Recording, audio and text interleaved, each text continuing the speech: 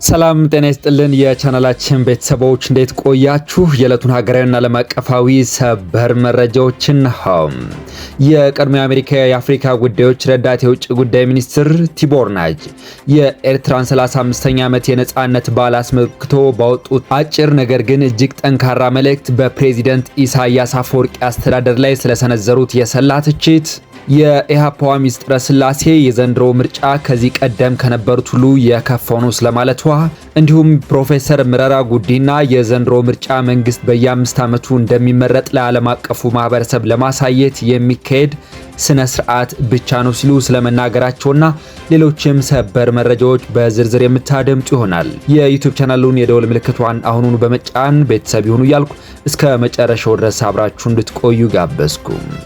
የዘንድሮ ምርጫ መንግስት በየ5 ዓመት እንደሚመረጥ ለዓለም አቀፉ ማህበረሰብ ለማሳየት የሚካሄድ ስነ ስርዓት ነው ሲሉ ፕሮፌሰር መረራ ጉዲና ተናገሩ። የፈረንሳይ የዜና አገልግሎት የሆነው ኤኤፍፒ ዛሬ በሚቀጥለው ሳምንት በኢትዮጵያ ውስጥ የሚካሄደውን ምርጫ አስመልክቶ ሰፋ ያለ ዘገባ አቅርቧል። በዚህ ዘገባው ካነጋገራቸው ውስጥ የኢሃፓ ዋና ጸሐፊ የሆነችው ሚስጥረ ስላሴ ታምራቱ አንዷ ናት። ሚስጥረ ስላሴ ስትናገር ይህ ምርጫ ከዚህ ቀደም ከነበሩት በሙሉ የከፋው ነው ያለች ሲሆን አባሎቻቸው አካላዊ ጥቃትና የዘፈቀደ ስር እየተፈጸመባቸው መሆኑን አስረድታለች። እንዲሁም ገለልተኛ ሚዲያዎችም ጭቆና ውስጥ እንደሚገኙ ገልጻለች። ጨምራም ምርጫ ክልሎቻችን ለመድረስ ፈተናዎች እያጋጠመን ነው፣ በገዢው ፓርቲ ደጋፊዎችና በማህበራዊ ሚዲያዎች የጥላቻና የተዛባ መረጃ ዘመቻዎች ተከፍተውብናል በማለት አስረድታለች። ይህ በእንዲህ እንዳለ 11 ፓርቲዎችን ያቀፈው የተቃዋሚዎች ጥምረት ሊቀመንበር የሆኑት ፕሮፌሰር መረራ ጉዲና በበኩላቸው በእንዲህ አይነት ሁኔታዎች ውስጥ ምርጫ ማካሄድ ለዓለም አቀፉ ማህበረሰብ በየ5 ዓመቱ መንግስት እንደሚመረጥ የማሳየት ስነ ስርዓት ነው በማለት አስቻይ ሁኔታዎች አለመኖራቸውን ገልጸዋል።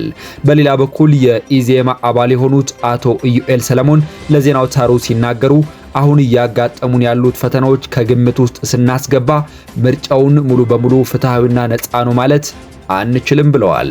ጨምሮም ተቃዋሚ ፓርቲዎች በሚዲያዎች ላይ ያገኙትን የአየር ሰዓት በመጥቀስ ካለፉት ምርጫዎች የተሻለ ነው የሚል እምነት እንዳላቸው ገልጸዋል። የአማራ ብሔራዊ ንቅናቄ እጩ የሆኑት አቶ የሱፍ ኢብራሂም በበኩላቸው በበርካታ ቦታዎች በነጻነት የምርጫ ቅስቀሳ ለማድረግ አልቻልንም ብለዋል።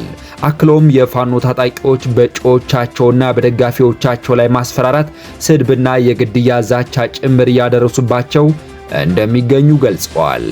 ወደ ትግራይ ስናቀና የቀድሞ የትግራይ ጊዜያዊ አስተዳደር ፕሬዝዳንትና በአሁኑ ወቅት የጠቅላይ ሚኒስትር ዶክተር አብይ አህመድ የአፍሪካ ቀንድ አማካሪ የሆነው አቶ ጌታቸው ረዳ በኤርትራ የነጻነት በዓል ላይ በፕሬዝዳንት ኢሳያስ አፈወርቂና በሀገሪቱ የፖለቲካ ጣፋንታ ላይ የበረከተ ስላቅና የፖለቲካ ትችት ሰንዝሯል። አማካሪው ታዋቂውን ጀርመናዊ ፈላስፋ ፍሬድሪክ ኒቸን ዋቢ በማድረግ ባስተላለፈው መግለጫ የኤርትራ ሕዝብ ካለፉት 35 ዓመታት ወዲህ የገጠመውን መከራ ከእውነተኛ ነጻነት መጥፋት ጋር ያይዞታል። አቶ ጌታቸው ረዳ ለነጻነት በሚደረግ ትግል ውስጥ በነጻነት ከና በነጻነት ለመካከል መለየት እንዳለብን ፍሬድሪክ ኒቼ በአንድ ወቅት መናገሩን አስታውሶ አንድ ሰው ያገኘው ነጻነት ከወደ ነጻነት ካላመራ በስተቀር ያ ነጻነት ሌላ አይነት የነጻነት ማጣት ወይም በ18ኛው ክፍለ ዘመን ቋንቋ ባርነት ሊሆን እንደሚችል ገልጿል። ይህም ማለት አንድ ማህበረሰብ ከአንድ ጨቋኝ ስርዓት ነጻ መውጣቱ ብቻውን በቂ አለመሆኑንና ያ ነጻነት ወደ ተሻለ ሁለንተናዊ መብትና ልማት ካልተሸጋገረ ወደ ሌላ የባርነት ምዕራፍ እንደሚቀየር ያመላክታል። ይህንኑ ፍልስፍናዊ መላምት አሁን ካለው የኤርትራ እውነታ ጋር ያገናኘው አቶ ጌታቸው ለኤርትራ ሕዝብ ያቀረበው የእንኳን አደረሰ መልእክት ስላቅና ምሬት የተሞላበት ነበር።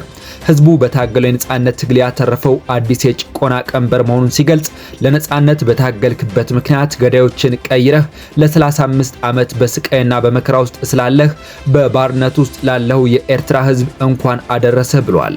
በማከልም ለነጻነት ታግሎ ወደ ባርነት መውረድ እንደሚቻል ከማንኛውም ፍጡር በላይ ፍትሃዊ መሪ ኢሳያስ አፈወርቂ ስላሳየን እንኳን ደስ አለህ ለማለት እወዳለሁ ሲል በፕሬዝዳንቱ ላይ ተሳልቋል። ይህ የአቶ ጌታቸው ረዳ የተራቀቀ ስላቅ በኤርትራ የ35 ዓመታት የነጻነት ጉዞ ውስጥ ህዝቡ ያገኘው እውነተኛ ዴሞክራሲና ነጻነት ሳይሆን መሪው ኢሳያስ አፈወርቂ የፈጠሩት ሌላው የጭቆና ምዕራፍ መሆኑን ለማጋለጥ የተሰነዘረ ስለታም የፖለቲካ ሂስ ሆኖ ተመዝግቧል። ወደ አሜሪካ ስናቀና የቀድሞ የአሜሪካ የአፍሪካ ጉዳዮች ረዳት የውጭ ጉዳይ ሚኒስትር ቲቦር ናጅ የኤርትራን 35ኛ ዓመት የነጻነት በዓል አስመልክቶ ባወጡት አጭር ነገር ግን እጅግ ጠንካራ መልእክት በፕሬዚደንት ኢሳያስ አፈወርቂ አስተዳደር ላይ የሰላ ትችት ሰንዝሯል። አንጋፋው ዲፕሎማት በይፋዊ የኤክስ ገጻቸው ባሰፈሩት መልእክት ታላቁ የኤርትራ ህዝብ ከ35 ዓመታት በፊት ነጻነቱን በማግኘቱ ሊኮራ እንደሚገባ በመግለጽ ለህዝቡ ጽናትና ታሪክ ያላቸውን ክብር ገልጸዋል። በሌላ በኩል ግን ዜጎቹን ያለምንም መብት ያስቀረና ሀገሪቱን ወደ ግዙፍ እስር ቤትነት የቀየረ አገዛዝ ሊያፍር ይገባል ሲሉ የአስመራውን አስተዳደር ክፉኛ አውግዘዋል። ቲቦር ናጅ አክለውም ፕሬዚደንት ኢሳያስ አፈወርቂ ከአሜሪካ ጋር የተሻለ ግንኙነት ለመፍጠር በራቸውን ክፍት እንደሚያደርጉ ተስፋ እንዳላቸው ጠቅሰው ሆኖም ይህ የዲፕሎማሲ እርምጃ ራሱ የአገዛዙን ውድቀት የሚያፋጥን ይሆናል ሲሉ ያልተጠበቀና ስትራቴጂካዊ አንድምታ ያለው ፖለቲካዊ ትንበያ አጋርተዋል። ይህ የቲቦር ናጅ አስተያየት የተሰማው የአሜሪካ ውጭ ጉዳይ ሚኒስቴር የኤርትራን ብሔራዊ ቀን አስመልክቶ ይፋዊ መግለጫ ባወጣበትና በዋሽንግተንና በአስመራ መካከል ያለውን የዘመናት የሻከረ ግንኙነት ዳግም ለማጤን እንዲሁም ማዕቀቦችን ስለማንሳት ፍንጮች እየታዩ በሚባልበት በአሁኑ ወቅት ነው። ወደ መካከለኛው ምስራቅ ውዝግብና ጦርነት ሳመራ ኢራን አሜሪካ የፈጸመችው አዲስ ጥቃት የተኩስ አቁሙን የጣሰ ነው አለች። አሜሪካ ራስን መከላከል በሚል አዲስ ጥቃት በደቡባዊ ኢራን ከፈጸመች በኋላ ቴሄራን ዋሽንግተን የተኩስ አቁሙን ጥሳለች ስትል ከሳለች። የአሜሪካ የውጭ ጉዳይ ሚኒስትር ማርኮ ሩቢዮ በበኩላቸው በሁለቱ ሀገራት መካከል የሚደረገውን ጦርነት ለማስቆም የሚደረገው ድርድር ጥቂት ቀናት ሊወስድ ይችላል ብለዋል። የኢራን የውጭ ጉዳይ ሚኒስቴር አሜሪካ በደቡባዊ ኢራን ሆርሞዝጋን አውራጃ ጥቃት መፈጸሟን አስታውቆ የተኩስ አቁሙ ግልጽ ጥሰት ነው ሲል ተናግሯል። የኢራን የውጭ ጉዳይ ሚኒስቴር በመግለጫው አሜሪካ ጠባጫሪና ተቀባይነት ለሌለው ድርጊቷ ተጠያቂ ትሆናለች ብለዋል። አሜሪካ ጥቃት የፈጸመችበት የሆርሞዝጋን ክልል ከሆርሙዝ ወሽመጥ ጋር የሚዋሰን ነው። ኢራን በመግለጫው ያለምንም ጥርጥር የኢራን እስላማዊ ሪፐብሊክ ምላሽ ሳይሰጥ የሚተው ምንም ክፋት የለም፣ እንዲሁም የኢራን ዜጎችን ከመከላከልም ወደ ኋላ አይልም ብላለች። ሁለቱ ሀገራት እስከ ትላንት ሰኞ ድረስ በመግባቢያ ሰነዱ ዙሪያ የሚደረገው ንግግር ለውጥ ማሳየቱን ሲናገሩ ነበር። አሜሪካና ኢራን የሚያደርጉት ንግግር በስምምነት ከተቋጨ ለ3 ወር የዘለቀውን ጦርነት ያስቆማል፣ የሆርሙዝ ወሽመጥን ያስከፍታል፣ እንዲሁም የተኩስ አቁሙን በ60 ቀናት ያራዝማል ተብሎ ነበር። የአሜሪካ ጦር በደቡብ ኢራን የሚገኙ የሚሳኤል ማከማቾችና ፈንጂ የሚጥሉ ጀልባዎችን ኢላማ በማድረግ አዲስ ዙር ጥቃት መክፈቱን አስታውቋል። የአሜሪካ ማዕከላዊ እዝ ባወጣው መግለጫ ጥቃቱ ራስ መከላከል እንደሆነም አስታውቋል። ዓላማውም በኢራን ኃይሎች ስጋት የተጋረጠባቸው ወታደሮቻችንን መከላከል ነው ብለዋል። በመጨረሻም እስራኤል በሊባኖስ መንደሮች ላይ በፈጸመችው ጥቃት 11 ሰዎች መገደላቸው ተገለጸ። እስራኤል በሄዝቦላ ላይ የምትወስደውን ወታደራዊ እርምጃ እንደምታጠናቅር ከገለጸች በኋላ በደቡብና ምስራቃዊ ሊባኖስ በርካታ ድብደባዎችን መፈጸሟ ተገልጿል። የእስራኤል ጦር ከ100 በላይ የሄዝቦላ መሰረተ ልማቶችንና ተዋጊዎች ላይ የአየር ድብደባ መፈጸሙንም ተናግሯል። በሚያዝያ ወር አጋማሽ ላይ በእስራኤልና ሊባኖስ መካከል በአሜሪካ አደራዳሪነት የተኩስ አቁም ተደርሶ ነበር። የሊባኖስ ጤና ሚኒስቴር በቤካ ቫሊ በሚገኝ ማሽጋሃራ በተሰኘ መንደር በተፈጸመ ጥቃት 2 ህፃናትን ጨምሮ 11 ሰዎች መገደላቸውን አስታውቋል። የእስራኤል ጦር ግን የአሸባሪዎች እንቅስቃሴ በታየበት አካባቢ ጥቃት መፈጸሙን ተናግሯል።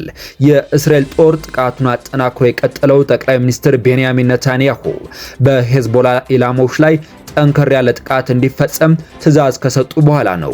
በሁለቱ ሀገራት መካከል የተደረሰው የተኩስ አቁም በተደጋጋሚም ተጥሷል ተብሏል። እስራኤል በተለይ በደቡባዊ ሊባኖስ በተደጋጋሚ የአየር ድብደባ የምትፈጽም ሲሆን ሄዝቦላህም ሮኬቶችንና ድሮኖችን በሰሜን እስራኤል ወደሚገኙ አካባቢዎች ይተኩሳል።